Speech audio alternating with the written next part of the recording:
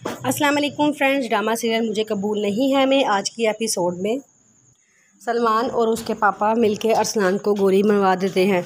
वो जान के ये प्लान करते हैं ताकि इससे मिशार के घर वालों पे रो पड़े और वो जल्दी जल्दी पैसे दे दें।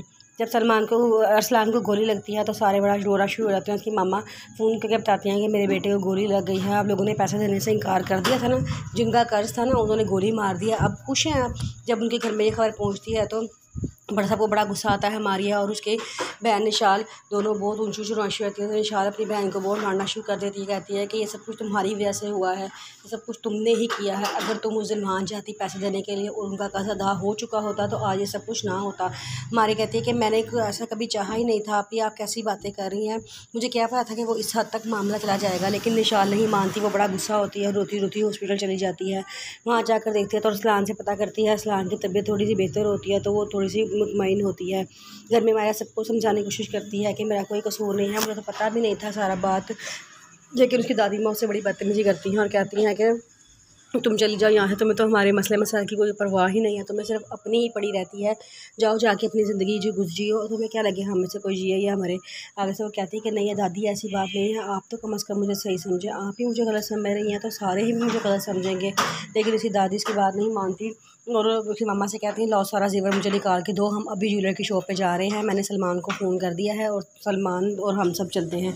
तो उसकी मामा कहती हैं अच्छा ठीक है। वो कमरे में जाती हैं, सारा सामान और सारे ज्वेलरी पैसे निकालती हैं और एक लिफाफे में डाल लेती हैं और अम्मा भी से कहती हैं कि अम्मा भी ये देखें मैंने सारे पैसे निकाल लिए हैं, ज्वेलरी भी निकाल ली है, अब चलते हैं हम ज्वेलर के पास। वहाँ से मायरा आती है तो कहती है कि आप लोग कहाँ जा रहे हैं, तो कहती हैं कि हम ज्वेलर के पास जा रहे हैं। फिर दादी माँ कहती हैं कि अब तुम चली जाओ यहाँ से, हमने तुमसे कोई बात नहीं करनी, तुम हमारी बात करने के लायक ही नहीं हो, मैं तुमने बड़ी इज़्ज़त दी थी लेकिन तुम हमारी इज़्ज़त के लायक नहीं हो। मायरा कहती है कि आप मेरे साथ ऐसे क्यों बात कर रही हैं, मैंने क्या गलत किया है, मेरी चाहे थोड़ी हुआ है उनका एक्सीडेंट। लेकिन वो नहीं मानती और कहती हैं कि सब कुछ तुम्हारी वजह से ही हुआ है, तुमने ही जो है ना पैसे देने से इनकार किया। देख लो नौबत कहाँ तक आ पहुँची है। मायरा कहती है कि अगर इतना मुझे पता होता तो मैं कभी भी ऐसे ना करती, लेकिन वो नहीं मानती। उतनी देर में सलमान आ जाता है और वो आके मायरा के कमरे का दरवाज़ा ज़ोर ज़ोर से खड़काना शुरू कर देता है। मायरा कहती है कि क्या हो गया है, कौन है।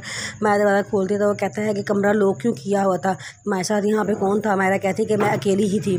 तो कहता है अच्छा तो फिर तुम क्या कर रही थी दरवाज़ा बंद करके। मायरा कहती है मैं कपड़े चेंज कर रही थी। तो वो कहता है कि इतना बड़ा बाथरूम तुम्हें साथ बना के दिया, तुम वहाँ कपड़े चेंज नहीं कर सकती थी, तुमने कमरे में ही करने थे।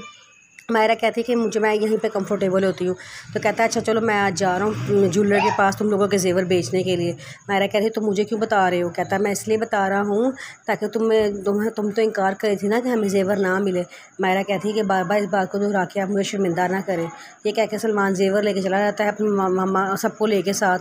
मायरा घर में अकेली होती है। इतनी देर में दरवाज़ा खड़ता है तो आदिल आता है। आदिल आगे मायरा को बड़ा समझाने की कोशिश करता है कि तुम तो मेरी बात मानो, तुम जो है केस दायर करो या इसका शरई हक़ हमारे पास हासिल है। अगर तुम इस शादी में नहीं रह सकती तो तुम्हारे पास शरई हक़ है, तुम इनकार कर दो। लेकिन मायरा कहती है नहीं ऐसा नहीं हो सकता, मैं अपने माँ बाप की इज़्ज़त की खातिर नहीं खेल सकती। लेकिन वो कहता है कि तुम एक दफ़ा कोशिश तो करो, मेरी बात पे अमल तो करो, सोचो तो सही।